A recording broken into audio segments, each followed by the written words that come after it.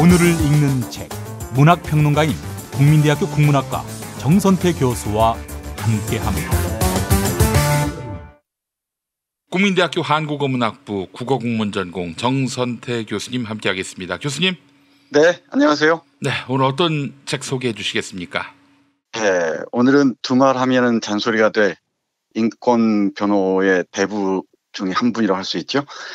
한승헌 변호사가 쓴 재판으로 본 한국 현대사 소개해드리겠습니다. 재판으로 본 한국 현대사.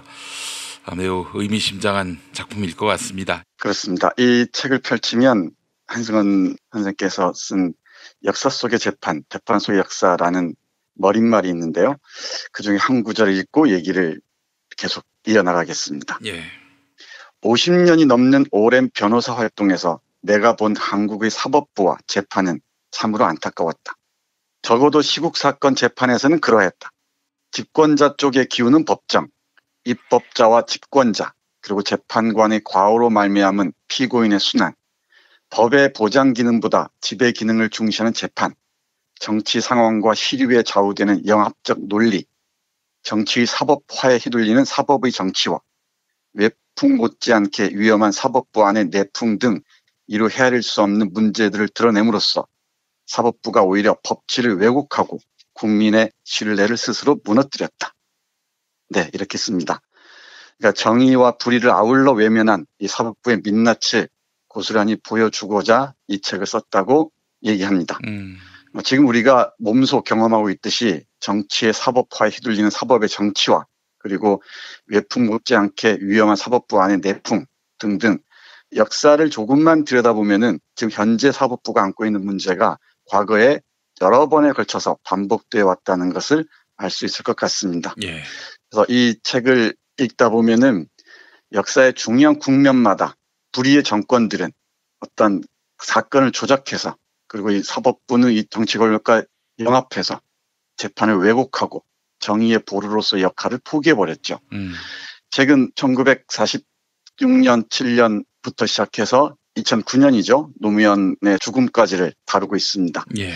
여운형 암살 사건, 반민특위 사건, 국회 프락치 사건, 진보당과 조봉암, 그리고 쭉 넘어서 동백님 사건, 인혁당 사건, 그리고 문익환 목사 반북 사건, 김대중 내란 음모 사건, 노무현 대통령 탄핵 심판 사건까지 굵직굵직한 17개의 사건과 재판 과정을 들여다보면서 우리의 사법부가 어떻게 망가졌는지, 그리고 이 망가진 사법부가 수많은 사람들을 어떻게 죽음으로 내몰았는지 하나하나 정확하게 짚어내고 있습니다.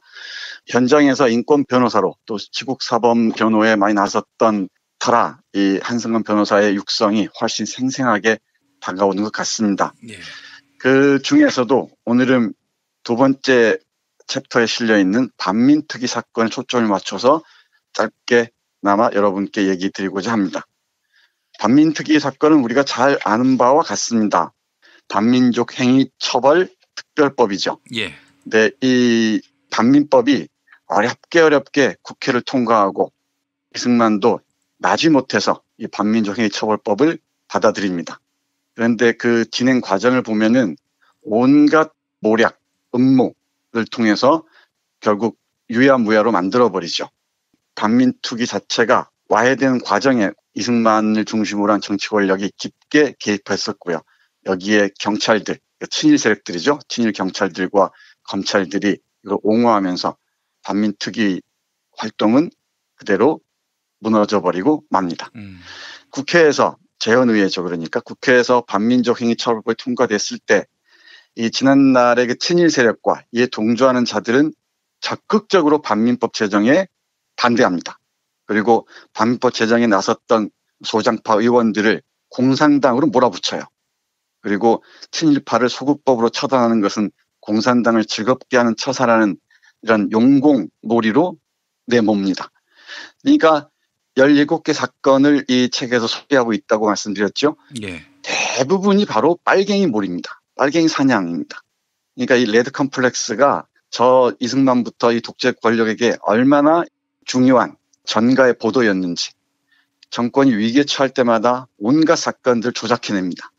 그 핵심이 바로 분단 상황을 고착화함으로써 자신의 권력의 기반을 다지려고 했던 이른바 레드 컴플렉스의 확산이었다고 얘기할 수 있을 것 같습니다. 이 책에서 서술하고 있는 여러 사건들이 이른바 빨갱이 조작 사건에서 한치도 벗어나지 않습니다. 영훈형은 물론이고요.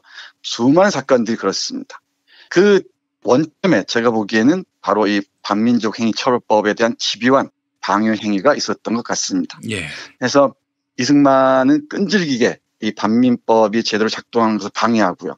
그리고 친일 경찰 출신 대표적인 게 노덕술이라는 작자죠. 중심으로 해서 소장파 의원들, 그러니까 반민법을 밀어붙였던 소장파 의원들을 암살 시도를 계속 펴보입니다. 급기야는 프락치 사건을 만들어서 국회의원 15명을 보안법으로 체포하는 지경까지 나아가죠. 여기에 중요한 활동을 했던 작자가 바로 일제시대 때 고등계 형사였던 고문으로 악명 높았던 자죠.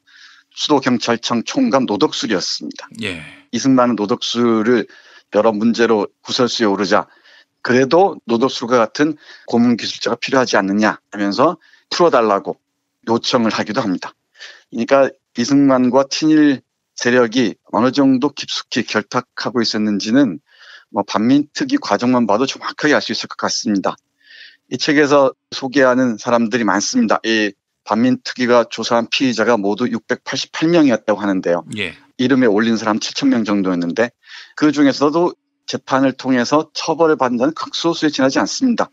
대부분 그냥 불기소 처분하거나 그냥 무죄로 석방하거나 아니 병보석으로 풀어줍니다. 대표적인 게 박흥식이라는 조선 비행기 공업 주식회사 설립했던 사람이죠. 대표적인 친일 분자입니다.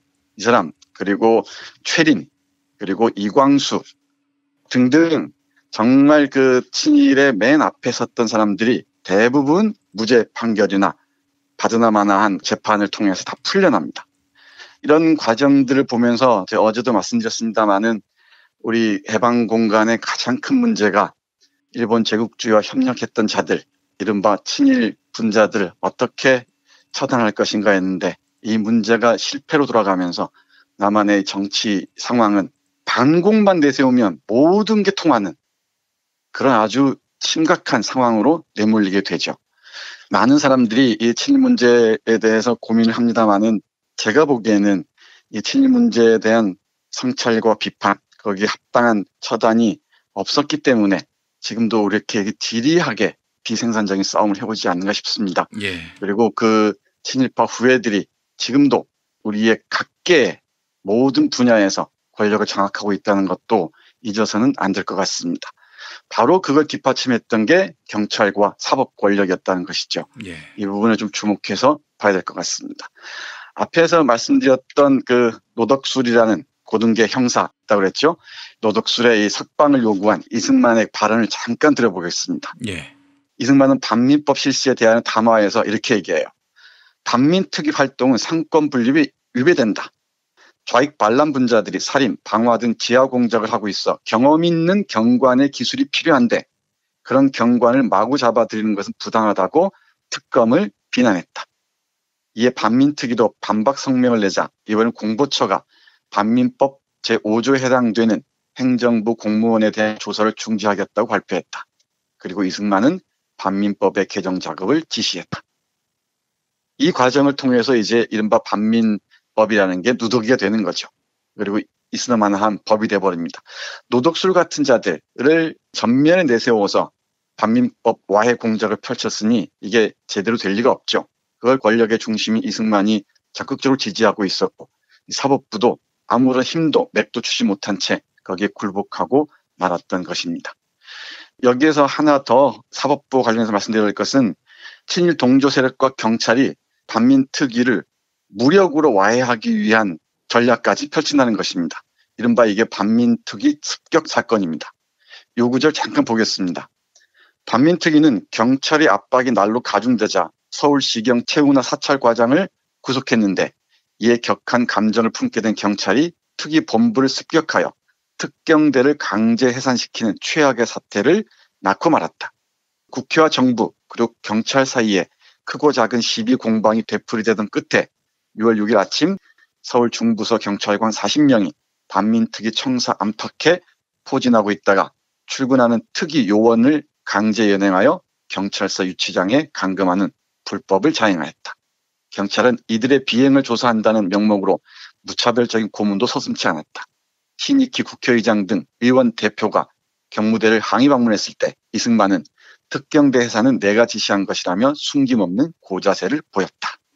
네, 이렇게 얘기합니다. 그러니까 경찰이 반민특위를 습격해서 체포에다가 고문하는 그런 상황까지 벌어지는 거죠. 이런 과정을 거쳐서 결국은 허망하게 반민특위는 좌절하고 맙니다. 아이고. 그게 바로 우리 남한의 정치 상황들을 이렇게 왜곡과 질곡으로 몰아넣은 시발점이 아닌가 싶습니다. 그 이후에 좌파란 이름으로, 빨갱이란 이름으로 얼마나 많은 사람들이 감옥에서 고생하고 또 많은 사람들이 형장의 이슬로 사라져가야 했습니까? 그 점을 떠올리면서 정의의 마지막 보루인 사법부가 얼마나 중요한지 현재의 맥락에서 새삼 다시 생각하지 않을 수가 없습니다. 교수님, 만약에 그때 어떻게 했어야 우리가 그런 반민족 세력에게 지지 않고 역사의 정의를 세워가면서 일제 부역했던 자들을 심판할 수 있었을까요? 참 어려운 문제인데요. 해방군간의 정치 상황이 너무나 복잡다단해서 간단하게 설명드리기는 어렵습니다만은 이 책의 첫 장에 나와 있는 여운형 암살 사건이 하나의 또 상징인 것 같습니다. 네. 이 당시 여운형과 김규식이 좌우 합작을 시도했었거든요. 예. 네, 좌우 합작을 시도하면서 이승만이나 김구가 다른 식으로 정치판을 다시 조성해 보려고 했었죠. 근데 이 여운형과 김규식의 중도파, 그중에서 여운형을 암살함으로써 이승만이 친일 관료와 경찰 권력 그리고 언론인들 대거 재등용함으로써 권력을 장악하게 되잖아요. 그 과정에서 정치판이 남한에서는 미군정을 등에 업은 이승만 쪽으로 현저하게 기울게 되죠. 그 과정에서 좌우 합작이 이루어지고 이른바 민족주의자들과 이 사회주의자들이 합작을 해서 정말 지혜롭게 이 분단도 헤쳐나가고 친일 문제에 대해서 현명하게 대처했다라면은 하는 아쉬움이 남습니다.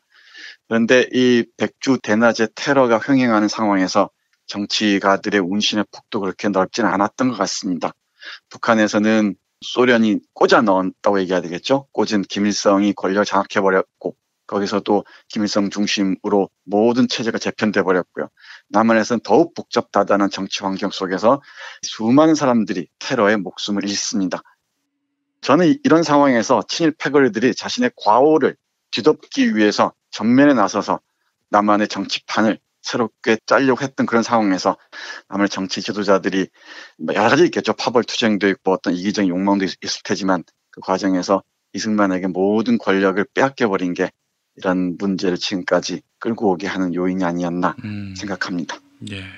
아울러서 한마디만 더 말씀드리자면은 우리 한승원 선생님이 말씀하시듯이 바로 이런 굴곡의 역사, 왜곡의 역사들을 정확하게 직시함으로써 이런 게 반복되지 않게 해야 되는데 지금의 우리가 적폐청산이라고 얘기하고 있잖아요.